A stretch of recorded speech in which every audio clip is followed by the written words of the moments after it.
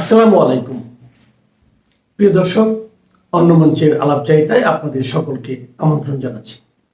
সাম্প্রতিক সময়ে বাংলাদেশের রাজনৈতিক পরিস্থিতি, বিশেষ করে সেখানকার নির্বাচন নিয়ে ভারত ও পশ্চিমের দেশগুলোর অবস্থানের মধ্যে, বিশেষ করে আমেরিকা এবং ব্রিটেনের, ইংল্যান্ডের এদের ভারত এবং এই দেশগুলোর মধ্যে একটা ব্যাপক পার্থক্য লক্ষ্য করা যাচ্ছে, মতভেদ। এই প্রেক্ষাপটে বাংলাদেশে ব্রিটিশ হাই কমিশনার সারা কুকের দিল্লি সফরটি অত্যন্ত তাৎপর্যপূর্ণ। কি ছিল সারা কুকের দিল্লি সফরের মূল উদ্দেশ্য? সারা কুক নিজে তার উদ্দেশ্য সম্পর্কে কিছু বলেননি, তবে বিভিন্ন সংবাদ মাধ্যমের রিপোর্ট অনুযায়ী সারা কুকের দিল্লি সফরের প্রধান লক্ষ্য ছিল বাংলাদেশের আগামী নির্বাচন নিয়ে ভারতের কি মনোভাব বোঝা তো বুঝতে এমন কিছু তো অসুবিধা হয় না কূটনীতিকদের। তাহলে তিনি এসছিলেন অ্যাকচুয়ালি ভারতের মনোভাবটা একটু সরকারিভাবে বুঝে নেয়া এবং তারপরে সেই অনুযায়ী কিছু কাজকর্ম করা, নিজের দেশের তাদের যে কিছু প্ল্যানিং রয়েছে সেই প্ল্যানিংটা ভারতকে জানানো। ভারতের দাবি ছিল কি? বাংলাদেশের নির্বাচন নিয়ে ভারতের দাবি একদম শুরু থেকেই যে সেদেশে অবিলম্বে ফ্রি, ফেয়ার অ্যান্ড ইনক্লুসিভ নির্বাচন নিয়ে আসতে হবে, কারণ মোহাম্মদ ইউনূসের যে সরকার সেখানে বসে আছেন, সে সরকার একটি অবৈধ এবং অনির্বাচিত সরকার। তার সাথে ভারত কোনো রকমভাবে কোনো বোঝাপড়ায় আসতে পারে না।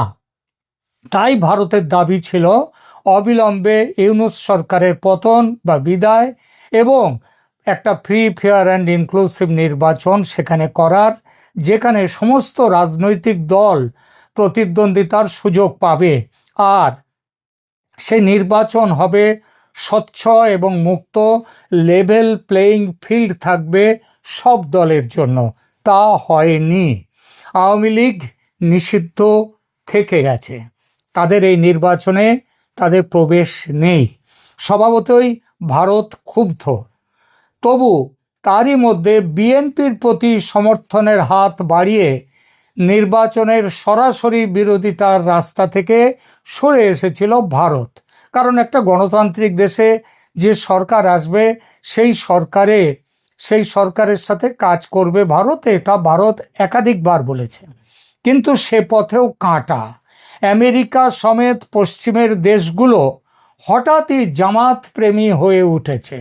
এটা তাদের অনেক পুরনো অভ্যাস।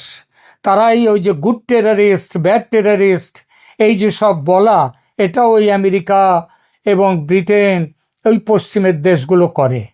জামাতের পুরনো সব রেকর্ড ভুলে গিয়ে মুক্তিযুদ্ধের সময় তাদের কি ভূমিকা ছিল সেসব ভুলে গিয়ে, অবশ্যই এটাও ঠিক কথা, মুক্তিযুদ্ধের বলে 1971 সালের যে মুক্তিযুদ্ধ, আমেরিকা তো তার বিরুদ্ধে ছিল, ও ইংল্যান্ডও তার বিরুদ্ধে ছিল। সুতরাং আর সেই মুক্তিযুদ্ধের বিরোধী বাংলাদেশের কোন শক্তি ছিল? জামাত। তো জামাতের যুদ্ধ অপরাধে জামাতের অনেক বিচারও করেছে পরবর্তী সরকার, শেখ হাসিনার সরকার। জামাতের সেই সব পুরনো রেকর্ড ভুলে তারা জামাতকে উদারপন্থী ভাবছে এখন। ওই যে 30 লক্ষ যে বাংলাদেশের মানুষের নিহত হওয়া, 2 লক্ষ নারীর সম্ভ্রম চলে যাওয়া, এই সবগুলোর পেছনে জামাতেরও একটা বড় ভূমিকা ছিল। তো জামাতের সেই ভূমিকার কথা ভুলে এই পশ্চিমের দেশগুলো তারা জামাতকে উদারপন্থী ভাবছে এখন। এবং ইউনূসের সঙ্গে ষড়যন্ত্র পার্ট 1টা ছিল শেখ হাসিনাকে গদি থেকে নামানো, পার্ট 2 হচ্ছে বিএনপিকে হারিয়ে জামাতকে ক্ষমতায় বসানো, এবং সেই অনুযায়ী তারা চলেছে এখন সেই পুরনো -2 ফর্মুলা। ভারতের ঘোর বিরোধী। ভারত যে পশ্চিমী বিশ্বের জামাতকে ক্ষমতায় বসানোর এই যে প্ল্যান, এই প্ল্যানের চূড়ান্ত বিরোধ করতে ভারত যে প্রস্তুত, সেটা বাংলাদেশ থেকে দূতাবাস কর্মীদের পরিজনদের সরিয়ে এনে 72 ঘন্টার বদলে 12 ঘন্টার মধ্যে বিশেষ বিমান পাঠিয়ে তাদের দেশে ফিরিয়ে এনে ভারত বুঝিয়ে দিয়েছে আগামী দিনে কি করতে চায়। আর ভারত যদি বিরুদ্ধে যায় তাহলে জামাতকে নিয়ে কারোরই, এমনকি পশ্চিমাদের এই প্ল্যান কার্যকর হতে পারবে না, কার্যকর হতে সমস্যা। তাই ভারতকে বুঝিয়ে সুঝিয়ে পথে আনতে হাই কমিশনার সারা কুক অমনি টুক করে চলে এলেন দিল্লি, কোনো কথা ভারতের কিংবা কারোর সাথে না বলে। যেন ভারত সেই 47 সালের আগের ভারত, ব্রিটেন বললেই বৈঠকে বসবে এবং ব্রিটেনের যা মত কিংবা আমেরিকার যা মত সেগুলো মেনে নেবে সুরসুর করে। সে ভারত আর নেই। পশ্চিমা দেশগুলো এতদিন নির্বাচন নিয়ে নানান টিকরামবাজি করছিল, সব দলের অংশগ্রহণে নির্বাচনের কথা বলছিল, কিন্তু মনে মনে ছিল অন্য বাসনা। একই খেলা খেলছিলেন আমেরিকায় ট্রাম্প সাহেব, মুখে এক মনে আর এক। পাল্টি খেতে সময় লাগে না যার কোনো কিছুতেই। নিজের স্বার্থ পূরণ করতে এরা ব্যাঙের গালে চুমু খাবে, ব্যাংকে বলবে ভালো থাকো, আবার সাপের গালেও চুমু খাবে, বলবে তুমি ব্যাংকে খেয়ে নাও। এটাই পশ্চিমের বিশ্বের নিয়ম, বিশেষ করে আমেরিকা আর ব্রিটেনের তো বটেই। কিন্তু ভারত শান্তির পক্ষে থাকলেও জাতীয় নিরাপত্তা ও আঞ্চলিক স্থিতিশীলতার খাতিরে নির্দিষ্ট কিছু বিষয়ে কঠোর অবস্থান নিতে পিছপা হয় না ভারত। অপারেশন সিন্দুর দেখিয়ে দিয়েছে। প্রয়োজনে বাংলাদেশেও বড় কোনো পদক্ষেপ নিতে ভারত তৈরি। তাই সারা কুককে একেবারে কোল্ড শোল্ডারিং করে দিয়েছে ভারত। ভারত সরকারের মন্ত্রী ছেড়ে দিন, পররাষ্ট্র দপ্তরের একটা ছোট অফিসারের সঙ্গেও কথা বলার সুযোগ পাননি কুক। এমনকি ভারতীয় থিঙ্ক ট্যাঙ্ক, যারা সরকারি নন, পুরোপুরি কেন, আদৌ সরকারি নন, সেই থিঙ্ক ট্যাঙ্কদের কেউ দেখা করেননি কুকের সঙ্গে, তার বিস্তর চেষ্টা সত্ত্বেও। শেষ পর্যন্ত 3 দিন ভারতের রাজধানীতে হত্যে দিয়ে পড়ে থেকে একটা নামকা ওয়াস্তে এলেবেলে লোকজন কয়েকজনকে নিয়ে, জনাতিনেককে নিয়ে একটা গোল চায়ের টেবিলের বৈঠক করে তাকে ফিরে যেতে হয়েছে। বিভিন্ন সংবাদ মাধ্যম যেমন নর্থ ইস্ট নিউজ, এরা দাবি করছে যে ভারত সরকার সারা কুকের এই সফরকে বিন্দুমাত্র গুরুত্ব দেয়নি। এটা তো 100% ঠিক। ভারতের নীতি নির্ধারকদের পক্ষ থেকে তাকে বুঝিয়ে দেওয়া হয়েছে সব জায়গায় মোড়লি করতে এসো না। বাংলাদেশের অভ্যন্তরীণ রাজনীতি এবং নির্বাচনের বিষয়ে ভারতের কি করার আছে, কি করবে ভারত, সেটা তার নিজের বিচার বুদ্ধি অনুযায়ী ঠিক করবে। ভারত নিজের কৌশলেই অটল থাকবে এবং সেখানে বাইরের কোনো মধ্যস্থতা বা প্রভাব সে ভারত পছন্দ করবে না, তা সে যত বড় শক্তিই হোক না কেন। ফলে দিল্লির ব্রিটিশ হাই কমিশন অফিসে ওই যে বললাম 2-3 জন এলেবেলে লোকজনের সঙ্গে চায়ের আসর বসিয়ে কুক ব্যাক টু ঢাকা। কিন্তু এই খবরের বাইরেও আরেকটি খবর বাইরে এসেছে, সেটা অবশ্য বিশেষ প্রচার পায়নি। ভারত সরকারের সেই খবরটা কি, ভারত সরকারের কাছে কোনো গুরুত্ব না পেয়ে সারা কুক আরেকটি চেষ্টা চালিয়েছেন। সেই চমকপ্রদ তথ্যটি এসেছে সারা কুকের ঢাকা ফিরে যাওয়ার পর। এই খবরটি দিয়েছে বিভিন্ন দেশি বিদেশি সংবাদ মাধ্যম। কি বলা হয়েছে সেই খবরে? সারা কুক অতি সঙ্গোপনে প্রধানমন্ত্রী শেখ হাসিনার সঙ্গে দেখা করেছেন, একটা বিশেষ বৈঠক করেছেন। শুধু দেখা করা নয়, একটা প্রস্তাবও তিনি নিয়ে গিয়েছিলেন এবং সেটি দিয়েছেন শেখ হাসিনাকে। কি সেই প্রস্তাব বলবো, তবে তার আগে জানিয়ে রাখি যে প্রধানমন্ত্রী শেখ হাসিনা এমন কঠোরতম জেড প্লাস নিরাপত্তা বলয়ের মধ্যে থাকেন যে সারা কুক দেখা করতে চাইলেন আর চলে গেলেন তার বাড়ি, এটা হতেই পারে না। শেখ হাসিনার সঙ্গে দেখা করতে গেলে তার প্রথম অনুমতিটা নিতে হবে প্রাথমিকভাবে ভারতের নিরাপত্তা উপদেষ্টা অজিত ডোভালের কাছ থেকে। তার দপ্তরে আগে অনুমতি চেয়ে প্রস্তাব পাঠাতে হবে যে আমরা দেখা করতে চাই। ডোভাল শেখ হাসিনার সঙ্গে তারপর কথা বলবেন, তিনি জানতে চাইবেন যে শেখ হাসিনা দেখা করতে চান কিনা, তারপর সেই মতো সিদ্ধান্ত নেয়ার ব্যাপারে। তাহলে কি সারা কুক আগে অজিত ডোভালের কাছে অনুমতি চেয়েছিলেন? তাছাড়া তো কোনো পথ নেই। অজিত ডোভাল বা ভারত সরকার যখন পাত্তাই দেননি সারা কুকের সফরকে, তখন শেখ হাসিনার সঙ্গে সাক্ষাতের অনুমতি দিলেন কেন? এখানেই উঠে আসে শেখ হাসিনার নিজের মতামতের গুরুত্ব, যেটাকে ভারত সবসময় গুরুত্ব দেয় সর্বাধিক। অর্থাৎ শেখ হাসিনা নিজে কি চান, তিনি নিজে দেখা করতে চাইলে ভারত তার নিরাপত্তার প্রয়োজনীয় ব্যবস্থা সেরে দেখা করার বিষয়টি নিয়ে কাজ করবে। গত 17-18 মাসে কোনো বিদেশি নেতা, মন্ত্রী বা কূটনীতিক প্রধানমন্ত্রী শেখ হাসিনার সঙ্গে দেখা করতে আসেননি, সারা কুকই প্রথম। তাই শেখ হাসিনা হয়তো চেয়েছিলেন আসুন কুক, দেখা যাক কি বলতে চান তিনি, কি প্রস্তাব আছে তার কাছে। তো দেখা করলেন সারা কুক, প্রধানমন্ত্রী হাসিনার সঙ্গে দিলেন প্রস্তাব। কি সেই প্রস্তাব?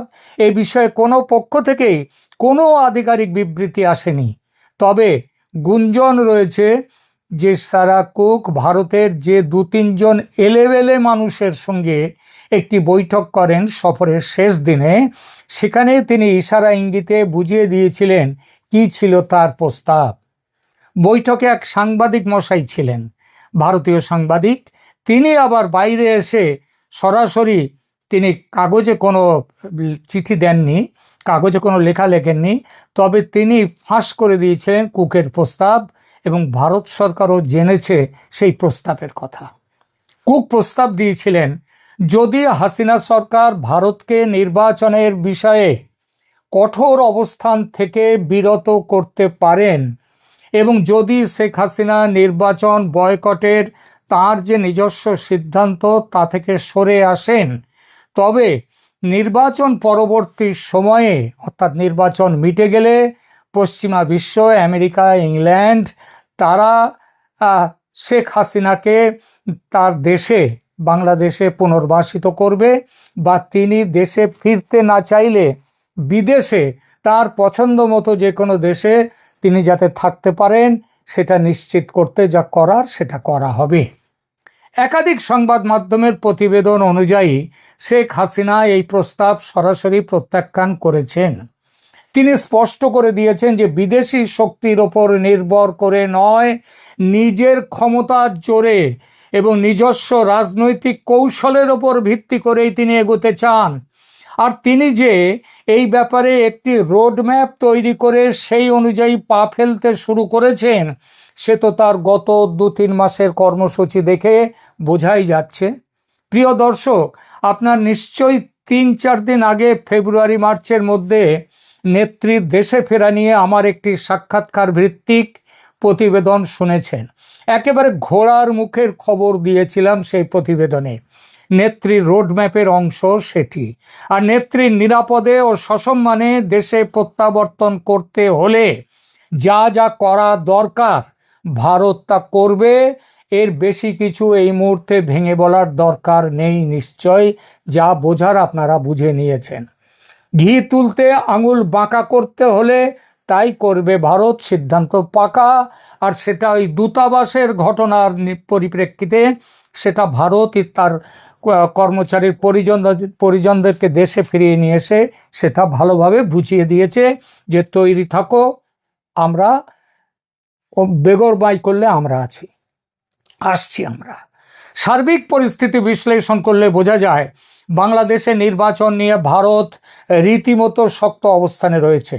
তারা এমন কোনো পরিস্থিতি চায় না যা তাদের উত্তর পূর্বাঞ্চলের নিরাপত্তা বিঘ্নিত করতে পারে। সারা কুকের এই সফর সফল না হওয়া এটাই ইঙ্গিত দেয় যে বাংলাদেশের রাজনীতির সমীকরণ মেলাতে পশ্চিমা দেশগুলোর জন্য ভারত একটা কড়া গলার কাঁটা হয়ে দাঁড়িয়ে রয়েছে। ব্রিটিশ হাই কমিশনারের দিল্লি মিশনটি আদৌ সফল হয়নি। ভারত তার নিজস্ব পরিকল্পনা অনুযায়ী এগোচ্ছে, এবং শেখ হাসিনাও বিদেশি প্রস্তাবের চেয়ে নিজের ক্ষমতার ওপর বেশি ভরসা রাখছেন। শেষ করার আগে এই গোপন বৈঠকের সংবাদ সূত্রগুলির ব্যাপারে নিশ্চিতভাবে কয়েকটি নামের উল্লেখ করব, নইলে এই বৈঠকের বিষয়টিকে কেউ জল্পনা বলে উড়িয়ে দিতে পারেন। আমেরিকার হোয়াইট হাউসে নিয়মিত সাংবাদিক হিসেবে বহুদিন ধরে যার যাতায়াত, এবং যিনি চেনেন এই সমস্ত এখানকার অলিগলি, ক্ষমতার অলিন্দ, সেই জাহাঙ্গীর দস্তগীর, যিনি মূলত তার ইউটিউব চ্যানেল ও সামাজিক যোগাযোগ মাধ্যমে রাজনৈতিক বিশ্লেষণ দিয়ে থাকেন, তার কাছ থেকে এবং অন্যান্য সংবাদ মাধ্যমের এ সংক্রান্ত প্রতিবেদনের মূল বিষয়গুলো বলছি। জাহাঙ্গীর দস্তগীরের বক্তব্য, জাহাঙ্গীর তার সাম্প্রতিক ভিডিও বিশ্লেষণে দাবি করেছেন যে ব্রিটিশ হাই কমিশনার সারা কুকের এই দিল্লি সফরটি ছিল মূলত বাংলাদেশের আসন্ন নির্বাচন নিয়ে ভারতের অবস্থান টলানোর একটি চেষ্টা। তার বক্তব্যের মূল পয়েন্টগুলো হলো যে সারা কুক দিল্লিতে থাকাকালীন শেখ হাসিনার সঙ্গে একটি অত্যন্ত গুরুত্বপূর্ণ ও গোপন বৈঠক করেছেন। সেখানে তিনি শেখ হাসিনাকে একটি বিশেষ অফার বা প্রস্তাবও দিয়েছেন। সেই প্রস্তাবটা নিরাপদ প্রত্যাবর্তনের প্রস্তাব, যার কথা একটু আগে পরিষ্কারভাবে আমি এখানে উল্লেখ করেছি। কিন্তু আগেই বলেছি যে শেখ হাসিনা এই প্রস্তাব সরাসরি নাকচ করে দিয়েছেন এবং তিনি ভারতের ওপরই ভরসা রাখতে বেশি আগ্রহী। নিজের ক্ষমতায় তিনি দেশে ফিরবেন সেই ব্যাপারেই তিনি বেশি, সেইটাই তার বিশ্বাস, তিনি সেই লাইনেই অটল। পতিতযশা নর্থ ইস্ট নিউজ, আজকের কণ্ঠ সংবাদ মাধ্যম এবং আরও কিছু ডিজিটাল নিউজ পোর্টাল এই সফরকে ঘিরে কয়েকটা তথ্য দিয়েছে। যেমন সাউথ ব্লকের ঠান্ডা আচরণ, কোল্ড শোল্ডারিং, সেটাও বলেছি। এছাড়া তারা বলেছে দিল্লিতে যাওয়ার ঠিক আগে সারা কুক ঢাকায় জামাতে ইসলামীর আমিরের সঙ্গে বৈঠক করেছিলেন। ভারত এই বিষয়টি ইতিবাচকভাবে নেয়নি। ভারত মনে করে জামাতকে রাজনৈতিক স্পেস দেওয়ার যে ফর্মুলা পশ্চিমের দেশগুলো নিয়েছে তা ভারতের জাতীয় নিরাপত্তার জন্যে হুমকি স্বরূপ। আর নির্বাচন নিয়ে ভারতের পরিষ্কার বার্তা যে তারা বাংলাদেশের অভ্যন্তরীণ বিষয়ে পশ্চিমের হস্তক্ষেপ পছন্দ করছে না এবং তারা বর্তমানে যে নির্বাচন নিয়ে তার যে নিজস্ব সিদ্ধান্ত, শেখ হাসিনার যে সিদ্ধান্ত, সেই সিদ্ধান্তকে গুরুত্ব দেয়। সুতরাং সারা কুকের এই সফরকে সমস্ত যেসব সংবাদপত্র বলেছেন সবাই বলেছেন যে এই সফর পুরোপুরি ব্যর্থ এবং এই যে গোপন সমঝোতার প্রস্তাব, এটাও বিভিন্ন সংবাদ মাধ্যম এই জিনিসটা তুলে এনেছে। যদিও মেন স্ট্রিম সংবাদ মাধ্যমে এই গোপন বৈঠকের, শেখ হাসিনা এবং সারা কুকের ভেতরের বৈঠকের কথাটির ওপরে কখনোই নজর দেওয়া হয়নি। এটাই হচ্ছে কারণ তারা নজর দিতে পারে না, যেহেতু এটা কোনো আধিকারিক কোনো বিবৃতি কোনো পক্ষ থেকে দেয়া হয়নি। এই যে সারা কুক বেড়াতে এলেন, সফরে এলেন দিল্লিতে, এটারও কোনো আধিকারিক বিবৃতি নেই কোথাও, এটাও মাথায় রাখতে হবে। আদালতে রিট হয়েছে, সেখানে বলা হয়েছে নির্বাচন কমিশন নিষ্ক্রিয়, তাই ভোট আটকানো দরকার। এই আবেদন যদি আদালত গ্রহণ করে তবে অন্তর্বর্তীকালীন স্থগিতাদেশ দেওয়ার আইনি সুযোগ থাকবে। একবার স্থগিত হলে আর উঠবে কিনা কেউ জানে না। 2007 সালে তত্ত্বাবধায়ক সরকারের অভিজ্ঞতা বলে একবার ভোট পেছালে ফের তফসিল দিতে বছর পেরিয়ে যায়, তখন সেনাবাহিনীর কাঁধে দায়িত্ব যায় আর গণতন্ত্রের লাশ গাড়ি আবারও ঘুরতেই থাকে। ওদিকে যদি একটি ভোট অনুষ্ঠান করে ফেলে ইউনূসের সরকার, তাহলেও যুক্তরাষ্ট্র বলেই দিয়েছে যে তারা জামায়াতকে ক্ষমতায় চায়, কারণ বিএনপি ক্ষমতায় গেলে দেশে দুর্নীতির মচ্ছব বসবে। আর প্রধান উপদেষ্টার প্রধান প্রপাগান্ডা সচিব বলেছেন এবার নির্বাচনের ভোট গণনায় দেরি হবে। যে কথা বলার কথা নির্বাচন কমিশনের, সে কথা বলছে প্রধান উপদেষ্টার প্রেস সচিব কাম ডাস্টবিন শফিক। এলা বুঝইন অবস্থাটা কি প্রকারের। আপনারাই বলুন নির্বাচন হবে কি হবে না, আর হলেই বা কি হবে, না হলেই বা কি হবে।